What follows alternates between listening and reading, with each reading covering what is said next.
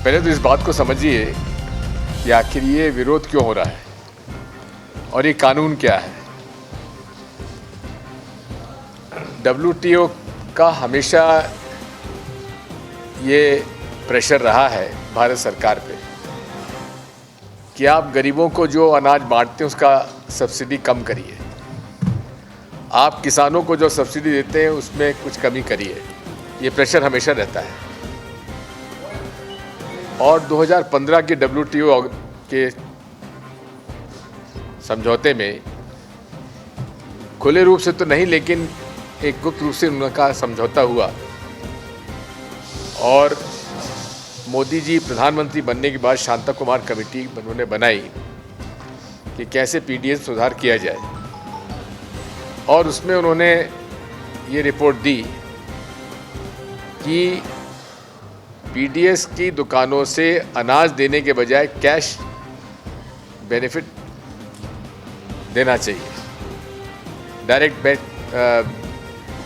Cash benefit देना चाहिए। उसका मतलब ये है कि जब आप कैश दे रहे हो तो आपको गेहूं और चावल की आवश्यकता नहीं है, जबकि हम लोग हंगर इंडेक्स में काफ़ी नीचे हैं, per capita food grain consumption हमारा काफ़ी कम है। उसको भी ध्यान में रखते हुए UPA सरकार ने गरीबों को सस्ता अनाज देने की योजना बनाई, राइट टू फूड दिया। उस राइट टू फूड को नेगेट करने के लिए उन्होंने शांता कुमार कमेटी बनाई, और जब डायरेक्ट कैश बेनिफिट ट्रांसफ़र होगा तो फिर अनाज की ज़रूरत नहीं पड़ेगी। अनाज ज़रूरत नहीं पड़ेगी तो अनाज खरीदने के लिए मिनिमम सपोर्ट प्राइस ऑपरेशन नहीं होगा। जब मिनिमम सपोर्ट प्राइस ऑपरेशन नहीं होगा तो किसानों का माल बिक नहीं पाएगा। एक दूसरा, पूरे देश में, भारत में एग्रीकल्चर कमोडिटी का लगभग 12 लाख से 15 लाख करोड़ का एनुअल टर्नओवर है, जिसमें बड़े जितने भी मल्टीनेशनल्स हैं वो इसमें पार्टिसिपेट इसलिए नहीं कर सकते क्योंकि डिसेंट्रलाइज्ड हमारी परचेजेस है। हर मंडी की लाइसेंस अलग लेना पड़ता है, और कोई भी बड़ा व्यापारी हर मंडी में लाइसेंसधारी नहीं बन सकता।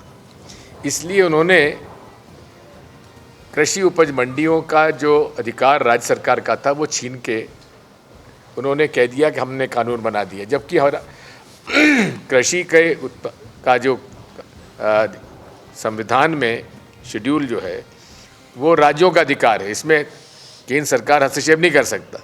लेकिन उन्होंने उसको खेती से हटाकर प्रोसेसिंग पर डाल दिया, परचेज पे डाल दिया, और उसमें उन्होंने ये 3 कानून लाए हैं ताकि WTO जो प्रेशर डाल रहा है उसमें हम लोग उनके प्रेशर में आ जाएं और मिनिमम सपोर्ट प्राइस ऑपरेशन समाप्त हो जाए, कॉन्ट्रैक्ट फार्मिंग चालू हो जाए, और एसेंशियल कमोडिटीज़ एक्ट जो कि पंडित जवाहरलाल नेहरू ने सन 54-55 में ले आए थे, जिसमें कि स्टॉक होल्डिंग पे लिमिट था जमाखोरी, काला बाजारी को रोकने के लिए, उसको भी उन्होंने ओपन कर दिया। इसलिए ये किसान विरोधी है, गरीब विरोधी है, इसलिए हम इसका विरोध करते हैं।